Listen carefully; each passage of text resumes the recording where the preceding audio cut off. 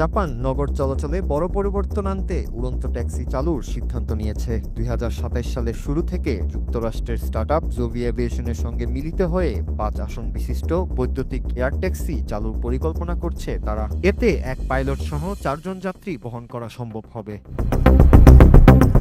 এই এয়ার ট্যাক্সির গতি ঘন্টায় সর্বোচ্চ ৩২০ কিলোমিটার। এএনএর প্রেসিডেন্ট কোজি শিবাতা জানান, এয়ার ট্যাক্সি চালু হলে জাপানের আকাশপথে যাতায়াতের ধরন পাল্টে যাবে। টোকিওর নারিতা ও হানেদা বিমানবন্দরের সঙ্গে শহরের সংযোগ হবে দ্রুত। যেখানে এখন গাড়ি বা ট্রেনে ১ ঘন্টা সময় লাগে, সেখানে এয়ার ট্যাক্সিতে মাত্র ১৫ মিনিটেই পৌঁছানো যাবে।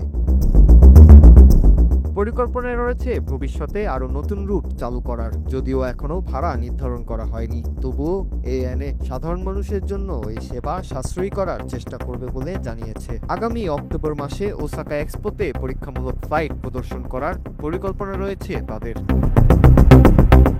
এদিকে ২০২৬ সালের মধ্যে দুবাইতেও উড়ন্ত ট্যাক্সি চালুর ঘোষণা এসেছে। প্রথম ধাপে কেন্দ্রীয় দুবাইয়ে রুট চালু হবে, পরে আমিরাত জুড়ে বিস্তৃত করার পরিকল্পনা রয়েছে। বেসরকারি খাতের সঙ্গে যৌথভাবে নতুন ভার্টিপোর্ট স্থাপন করা হবে। বিশ্বে দ্রুতই ছড়িয়ে পড়ছে এয়ার ট্যাক্সির যুগ, যা যাত্রী চলাচলে যুগান্তকারী পদক্ষেপ হিসেবে দেখছেন বিশ্লেষকরা।